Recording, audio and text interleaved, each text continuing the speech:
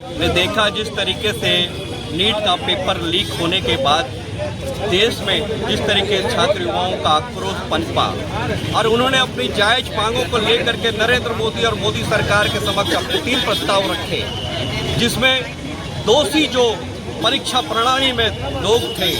और शिक्षा मंत्री धर्मेंद्र प्रधान का इस्तीफा हो, जो बच्चों ने सुसाइड किया, आत्महत्याएं की हैं, उनको मुआवजा दिया जाए और शिक्षा प्रणाली में बदलाव लाया जाए और निष्पक्ष शिक्षा प्रणाली लागू की जाए। मगर भारतीय जनता पार्टी की निरंकुश और हिटलरशाही सरकार मोदी और अमित शाह की जोड़ी ने छात्रों पर बर्बरतापूर्वक लाठीचार्ज किया और आप सबों ने देखा हमारे छात्र युवा लोकतांत्रिक पद्धति से तरीके से आंदोलन कर रहे थे और उन्होंने अपनी जायज मांगों को लेकर के सदन का घेराव करने का प्रयास किया, मगर भारतीय जनता पार्टी अमित शाह की सरकार ने बर्बरतापूर्वक लाठीचार्ज करके छात्रों के साथ अन्याय किया। और जब एक विपक्ष के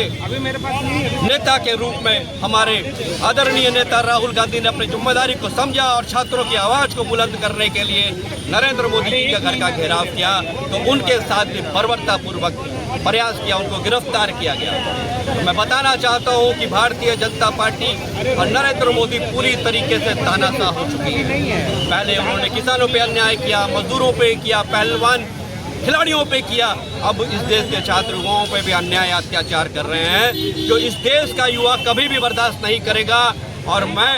ये बताना चाहता हूं कि जिस तरीके से लाठीचार्ज और राहुल गांधी के साथ अन्याय किया है, वो उनकी ताबूत में आखिरी कील साबित होगा और इस देश का छात्र युवा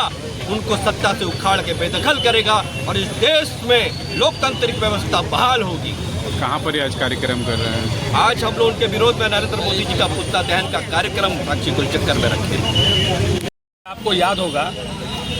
मैं थोड़ा पहले आपको ले जाता हूँ। 2012 में जब लोकपाल को लेकर के अन्ना हजारे जी का आंदोलन चल रहा था, उस समय 10 दिन के बाद 12वें दिन जो है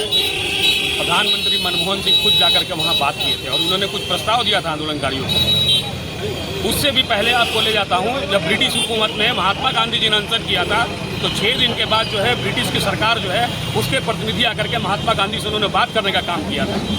लेकिन ये मोदी सरकार जो एक रद्दी शिक्षा प्रणाली इस देश में लाया है, जहाँ 2024 में भी नीट का पेपर लीक हुआ, जहाँ 2026 में भी नीट का पेपर लीक हुआ और नीट के पेपर लीक होने के बाद 21 छात्रों ने जो है आत्महत्या किया इस देश में। इन्हीं बातों को लेकर के नौजवान पिछले